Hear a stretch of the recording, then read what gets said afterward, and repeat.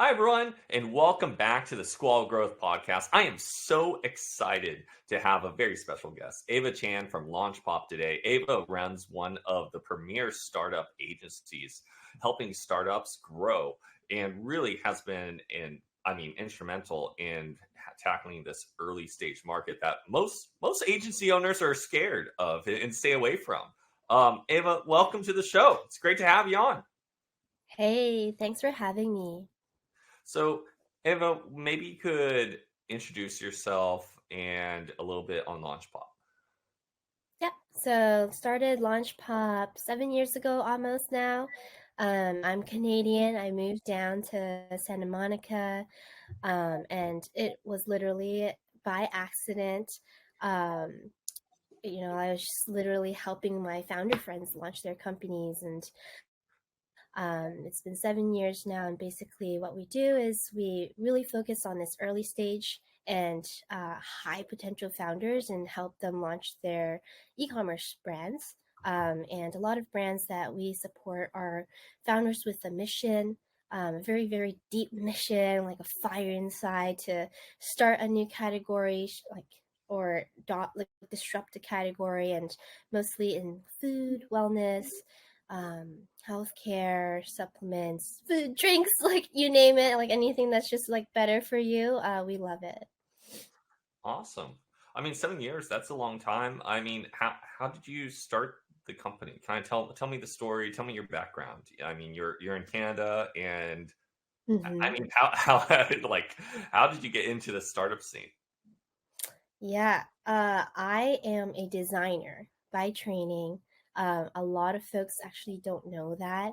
And I started my journey back in 2011 when the word startup was literally just bubbling, and it was like a hashtag, a trending hashtag. And I just got tired of being in the same bubble in art school. I didn't feel like I fit in. And so I decided to sneak into a campus next door. And it just so happens that it was a campus for engineers. Um, and I spent a lot of time there. I even sat in a lecture, one day by random, and it was a finance class. And no idea what they were talking about, but I literally um, just felt so energized being in a completely different environment, um, and made friends on campus. I eventually joined a student group where they hosted, it was all these engineers hosting these workshops every month to teach you how to start a business, how to build a team, how to fundraise, and they would invite founders to come in and speak. They needed help building posters, promoting the event, doing the website. I was like, hey, I'm not an engineer, actually. I'm actually a designer, so please have me here. I can help. I eventually was part of that team for 2 years, and one of the speakers, he was building this beauty subscription box business. This is pre-Shopify, literally, like just engineers building this. And I walked into the room because he needed to hire a designer, and it was all men in the room, just working out of this small office, 8 men crammed into this office space. For a There's beauty shipping box? boxes everywhere for a beauty box subscription company. I love it. Okay. I didn't know anything about, beauty products, but it was, it was the thing back then. It was actually a business that was really cool. People, all the influencers were, doing a video every month about their haul and talking about the beauty products and reviewing it. Um, and so I joined and eventually learned that these folks were just throwing any sort of beauty products in there, and um, you can't mix P&G and Lancome together. It's just not the same caliber, and your audience, your members aren't looking like one for is looking for this and one's not looking for that. Like it doesn't mix. And so I became a product person. I became the brand, the voice. I got invited to the board meetings every quarter. to contribute ideas. And I didn't even know what a margin was, like the EBITDA, like what is cash flow? What is that concept? Oh, we're negative every month. I don't understand. There's money coming in. And so, I didn't understand at first, but very quickly over the quarters, I became more fluent in finance, and I started contributing my ideas. And when we actually sold the company to our competitor, I got asked to be the co-founder of the next company we built. Um, it was called it was called Exact Media, and it was an ad tech company. We literally took millions and millions of samples from P&G and L'Oreal, and before, they would just hand these samples out on the streets without measuring them. And it's millions of dollars, being thrown out, and you're not going to measure it. Yeah. And so we created a company where you can throw those samples in outgoing e-commerce parcels and measure the ROI through surveys that we conduct. Did you try the sample? Did you purchase a full size eventually? And that company blew up. We went from 4 team members to 50 team members, 3 offices: Cincinnati, New York, Toronto, and won Forbes 30 under 30 in the second year. It was insane. It was like the epitome of hyper growth, culture, like growth pains. And I was no longer a designer at this point. I was an operations person. I was a BD person. I was a tech person. Yep. I was literally trying to figure out, okay, how do we actually ship millions of samples from East to West Coast? How do we stay compliant from a logistics standpoint and reporting standpoint? And then how do we build a team around this? And so I did it, and then built the team, and then started thinking about tech so that our brands can build campaigns themselves with the retailers. And then once the company grew to, a point where we're just hiring middle management, I became bored, extremely bored, especially because now, I'm a designer at heart. And so I just had this craving to build again. And I decided to reach out to my community of founders again and literally just grab coffee so that I can hear their stories. I just wanted to hear what's bubbling in your world. What are you creating? What are you dreaming? Because I lost all of that. I was burnt out, and I was craving a lot of that. And so one of the founders that we caught up with is a product manager at Tesla at the time, and he just came back from Korea, having partied and worked hard there, and he was drinking this herbal tonic that tasted really gross. But in Korea, it's very common for people to go to 7-Eleven and get something to cure their hangovers, to make them feel better the next day. But in America, we just have like hair of the dog. We're like, let's go grab a burger, Yeah. The same thing in Japan, right? Is and all this like different little anti-hangover drinks. Yes. I'm not sure if they actually are super effective, but it's a category. It's a huge category. It's a huge category. And the category didn't exist here, and we're like, okay, so how do we figure out, how Americans can adopt to this culture? We can't look at Nielsen data. We can't look at a brand that exists and do it better. And so I decided to leverage Meta to conduct an experiment, just test the idea out, and basically just made some mock-ups, threw it out there, a simple paragraph to describe what it was, the background story of this founder being in tech. And then the 10 different audience, like finance, health, mom, gamers, you name it, just anyone that was vastly different in their groups. And the founder actually wanted to target college students, but they were clicking, not entering their emails. The folks that were actually, entering their emails were finance folks, and people in tech. I like hear So, that and I like go, of course it's finance folks that are like interested in right? And then it totally. started to make sense.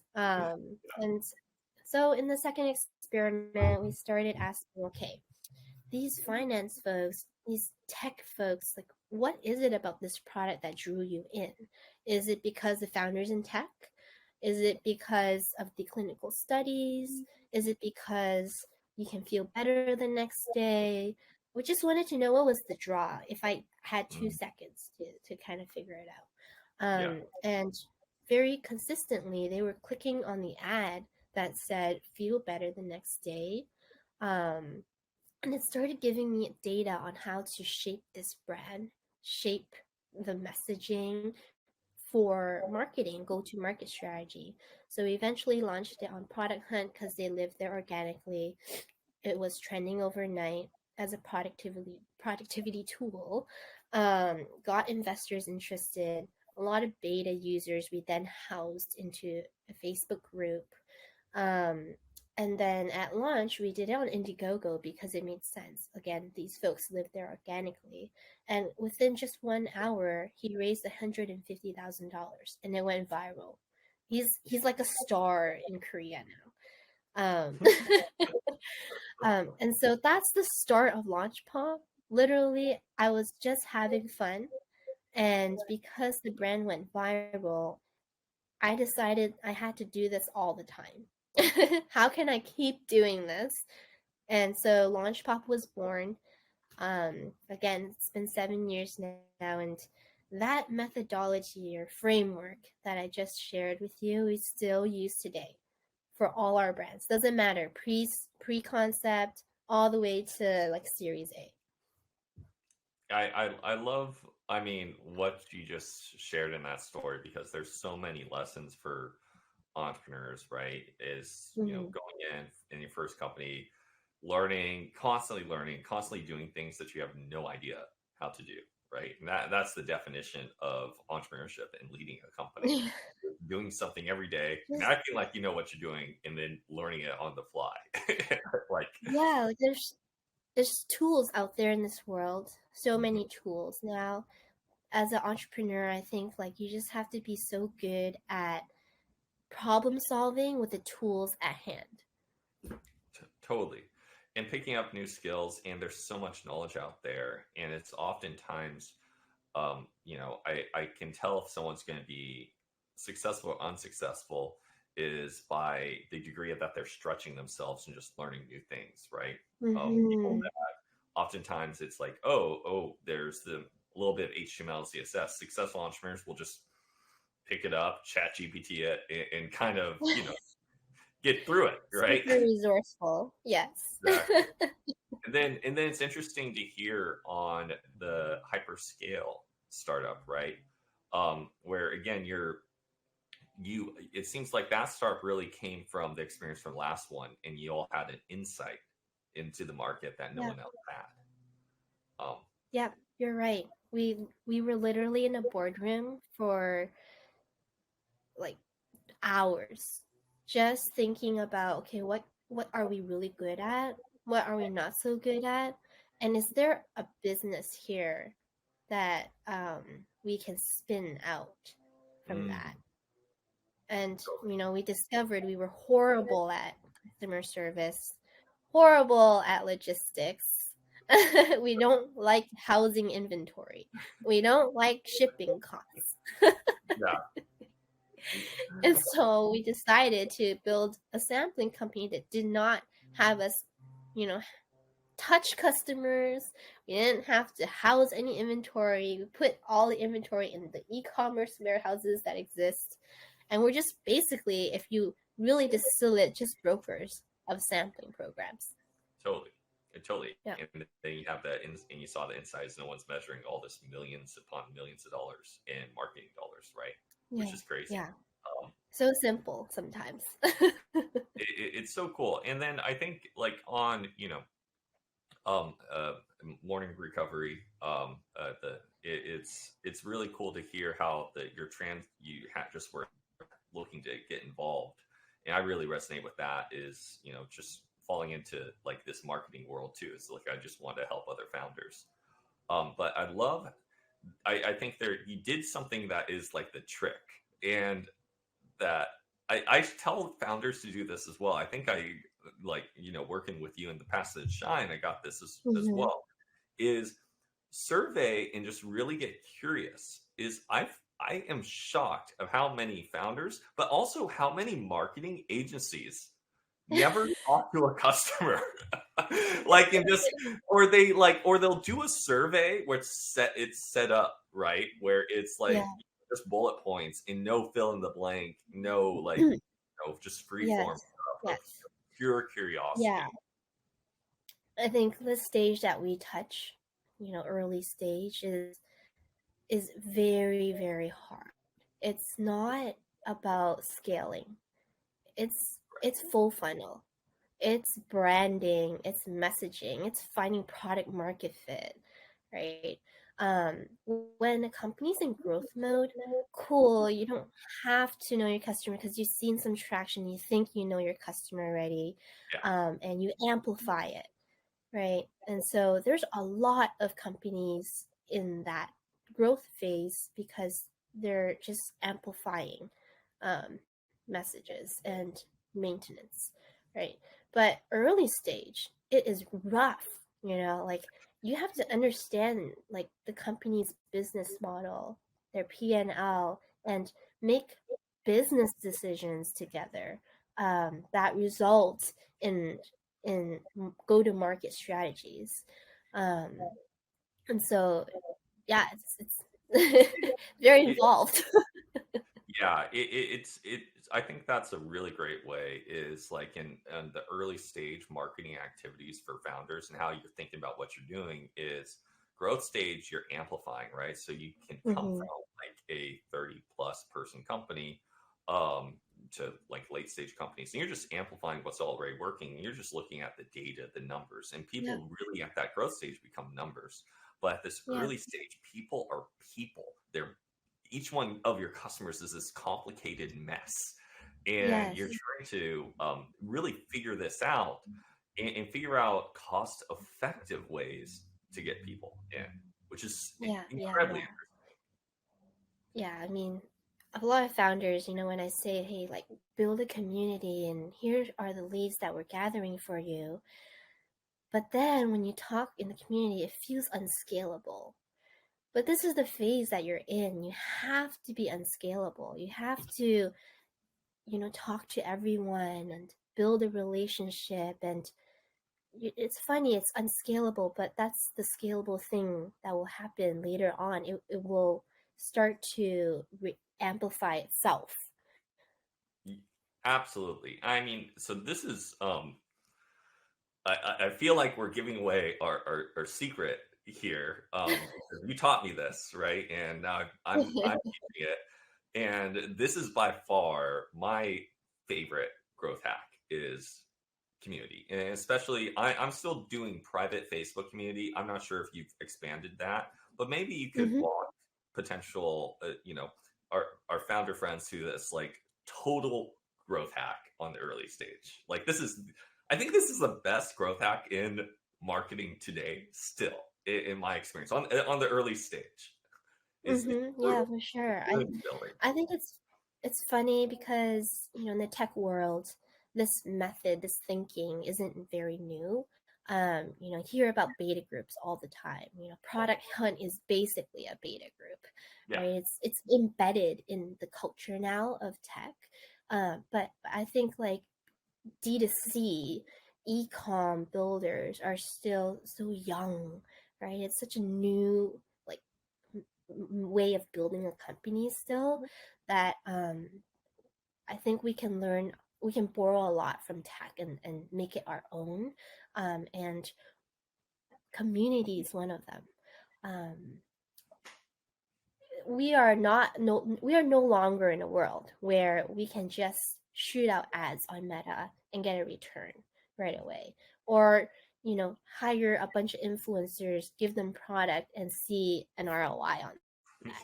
It's no longer like that. That was 10 years ago. And the cost of acquiring a customer is so expensive now because we're competing with big budgets, you know, and competing and bidding against big companies now. And so the way that we combat that is by telling founders, like, hey, you actually have to build community because it's very similar to email. You spend money on getting these leads. And by the way, it's still affordable on Meta to do lead form ads versus, conversion ads. And so if that's affordable still, let's do that. But then how do we turn that into something very valuable for us? And that's to actually build a relationship and turn these cold leads into warm leads. Um, some folks will build a big wait list, build a big email wait list. Let's just throw all our dollars into ads and build 10,000 people in the wait list. And then even if like a small percentage of them convert, we're getting a lot of like money here, revenue potentially. But we don't like it that way. We like, hey, if your group is small, that's okay. At least every one of them is very engaged. And so we're all about driving engagement versus, like numbers, the number of people in a group. And this says a lot. Like, you're building one-on-one relationships. You're peeling back the curtain. It's not the same content as the stuff you put on IG. It's it's saying, hey, I'm inviting you into my journey, and it's very intimate. I'm very vulnerable here, and I also need your help, knowing that you're interested in what I'm building, because it could potentially add value to your life. And so over time, these folks will have skin in the game. They'll be extremely passionate about what you're trying to build, and you can't compete with a connection like that. It's beyond the product, it's beyond its features, it's beyond pricing. The stickiness here is the mission that they're now part of.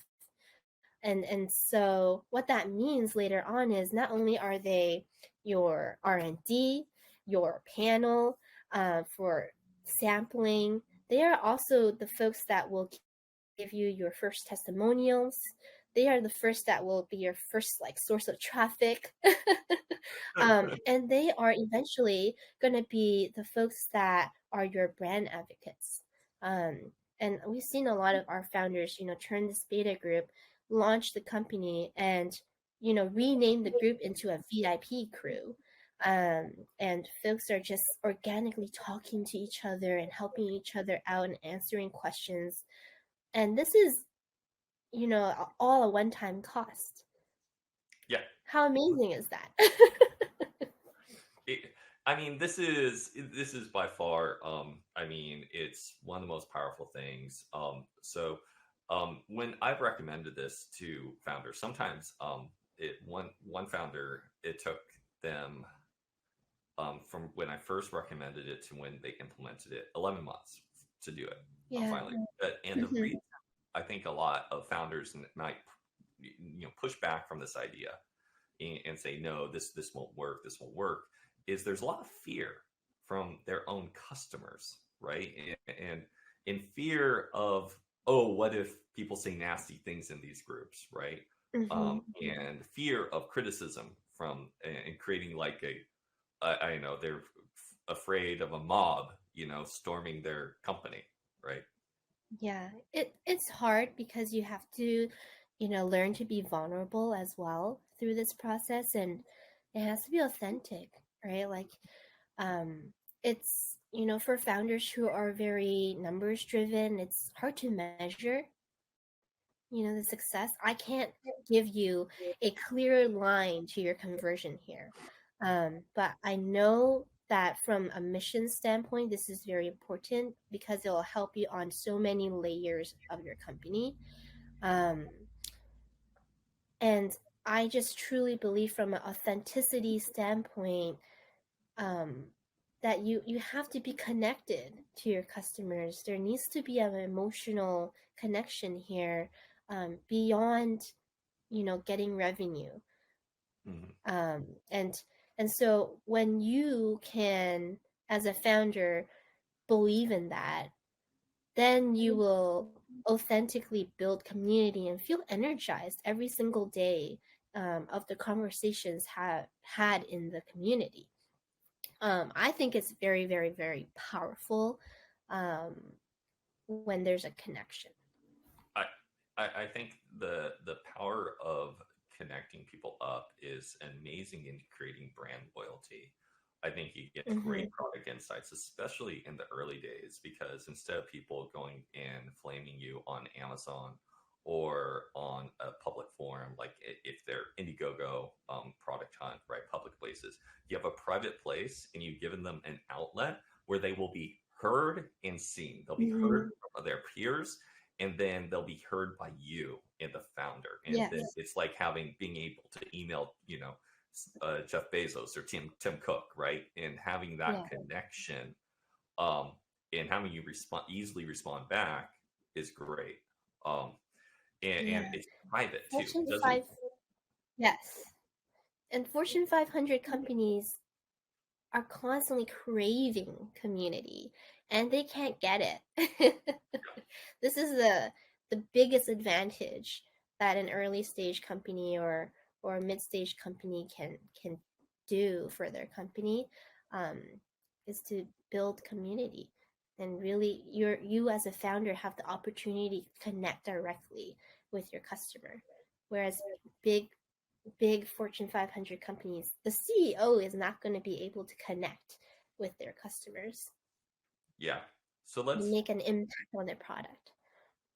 So, we've now pontificated about, the value of this like growth tactic. Let's get into, hey, founders, how can you do this, right? What are the steps? Like if you have a founder broke, no budget, right? Um, what do you suggest they do to get this going? So, what shocks me a lot is when I meet a founder, they will always tell me, I've spoken to a lot of folks. Done a survey, family, friends. Um, I've asked a lot of questions. Um, and then I asked, so How like questions like how great is this product? Great, awesome, amazing. I mean, yeah, do it however you think is powerful. There are definitely better ways to survey, um, but they don't like you have to house this somewhere. Like if you've taken the time to reach out to someone or you've done the survey, then you have to close the loop by building a community and house these folks somewhere so you can circle back with progress, circle back with sampling. You don't end it at just an initial survey. Don't end it as just your initial like pitch idea or like, can I bounce my idea off you? Like these are the folks you've already let in. You've become a little more vulnerable with these folks. They're giving you feedback. They've spent some time, so they're invested already, and so keep bringing them along the journey. And that's why I always tell founders, if you don't have a budget, to conduct signal testing and you've been doing this manually, then continue bringing them along the journey. Totally. Like a lot of Mhm. oftentimes, like tactically, I'm just spinning up a private Facebook group. It's everyone has a Facebook, and the tools for these private groups are amazing. And Facebook has really built Yes. this out. They had it seems like they had a push in 2018, 2019 for around Yes. that, and then kind Yes. of forgot about it. But the technology that they built is amazing for Yeah. building these forums. And then it seems like, I like to have founders just do AMAs where you go in and you go live for Mm-hmm. tell your story, and then pitch your story 3 times, and while answering questions, and then that's it. And people love it. And I know while you can't say there's numbers, right? When I was doing this at Shine, my last startup, is every single time we did an AMA, I saw like $5,000 in sales just come in, Yeah, and like yeah. just like I was like, okay, how's this? I don't get how this is happening. They're already customers, but I see money coming in. Yes. I should be more clear. Like there is definitely a conversion that will happen, but it's hard to connect the dots. Yeah. Like, one of our founders who launched a Better For You ramen company built their community through our signal testing, and 30% of that community converted when they launched. Wow. That's beyond powerful. No email list will ever get 30%. Totally. Yeah. hmm And I think that's a big thing is that it's on email. It's tough to go and have this really great content and this really authentic way just to ping people again and again and again with click worthy news, right? Before it turns into spam. hmm And I think that the Facebook, it's such a casual environment. You can go and you can engage on a much casual, more friendly way. It's just like, hey, let's do a poll on one question poll is great content for folks in these hmm groups. Yeah, and it's mindset too, right? Like if I'm getting email, what's the intent here and the mindset? What are we trained to do? It's to transact, get reminders, delete. Yeah, But when I'm opting into a Facebook group, I am knowing that I'm going to be part of a community with bubbling conversations, and I want to be part of that. It's a very different mindset. absolutely. Absolutely. hmm So the other thing is that you're engaging these ultra early stage startups. And from an agency side, a lot of agency baseline retainers, 20, 30K, um, you know, hmm plus, right? Um, Yeah. for these startups that don't have any money. So how are you engaging these early stage startups? If you asked me in our first year versus now, it's a very different story. The first year would be I was dying. I was the one renting out my room on Airbnb because I couldn't pay my rent. Um, and so I was pressured to think of a way in my first year to how the heck am I supposed to make money early stage? Now I understand why no one's touching early stage as an agency because they don't have money. How are you going to make money? Yeah. Um, and so then I realized, wait, there are smart founders out there that will fundraise and they have money. And these smart founders, um, they have a different caliber as well. Like when you're putting yourself forward to raise money, that's very scary. You're like, I am beyond myself. This is the mission. We need to do this, right? Putting all your eggs in the basket to build a company. And so I decided I would love that type of person. And eventually built a model where we're taking some equity and then some revenue retainer. And it's funny because this wasn't really my idea. Um, Founders were offering it Mm, very early stage.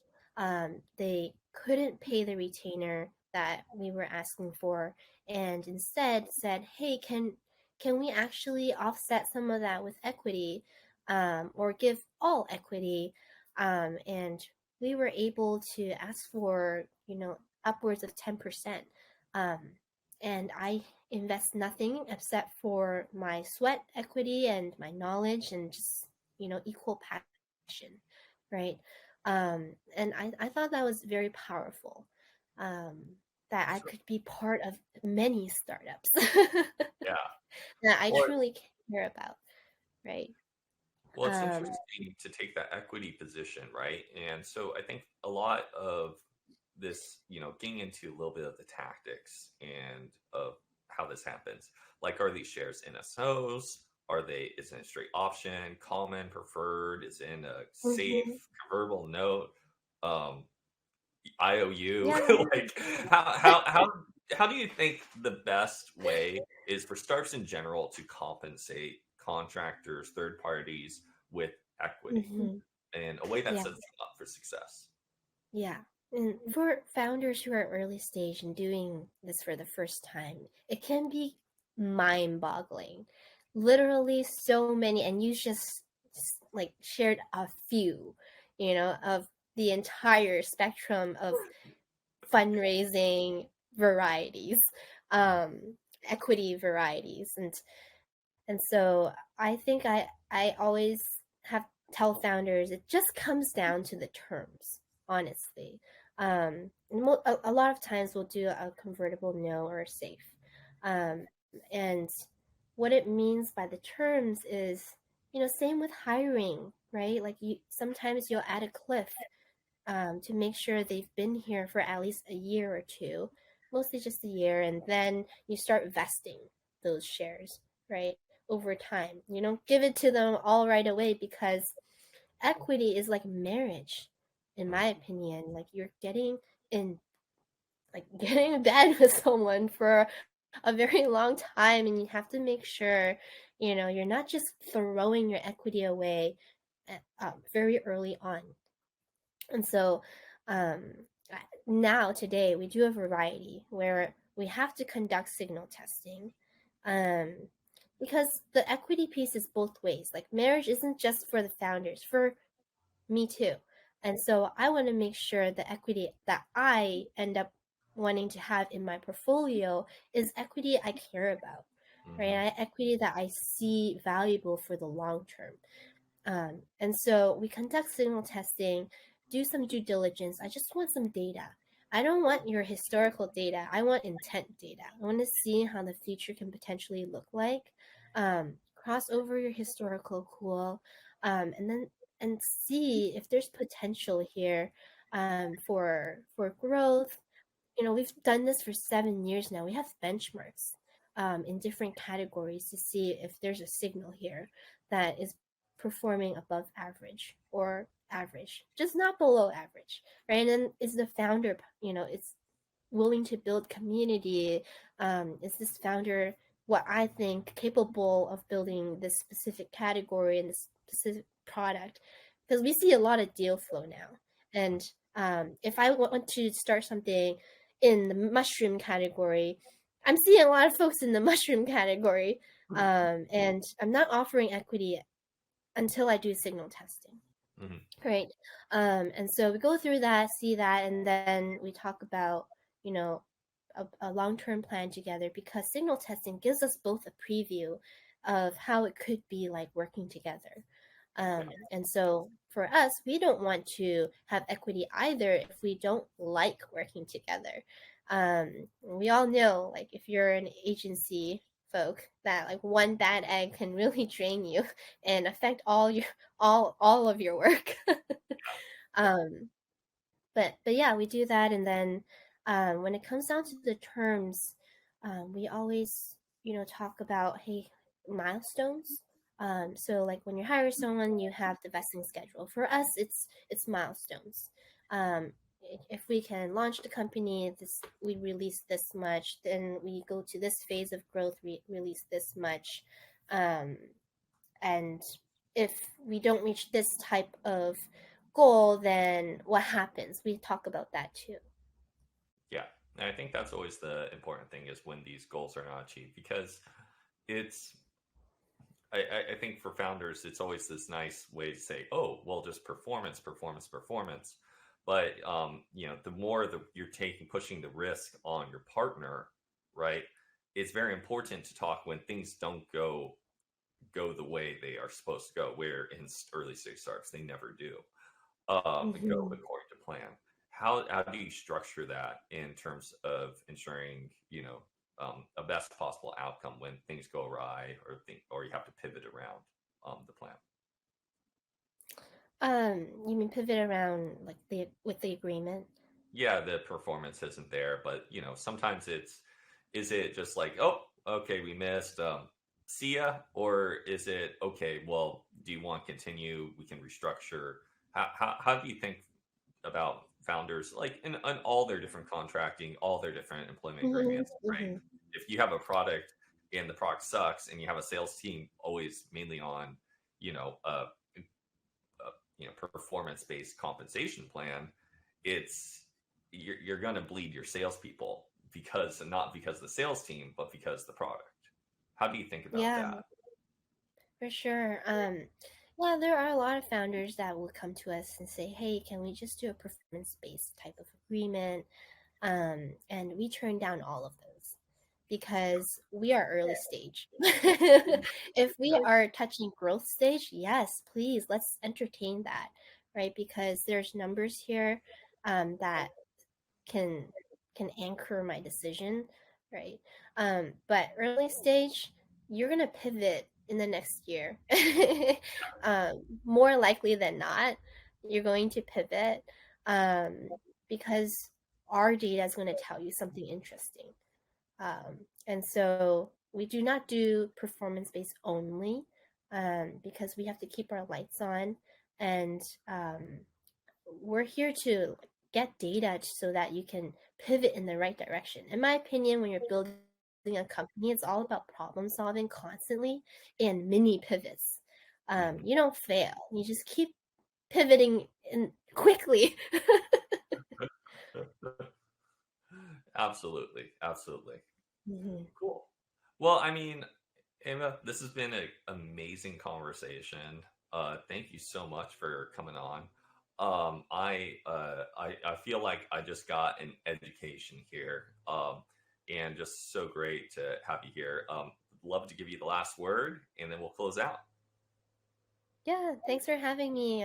We super love meeting amazing founders. And so, if that's you listening, always down for a chat. Awesome. Really appreciate it. Thanks all.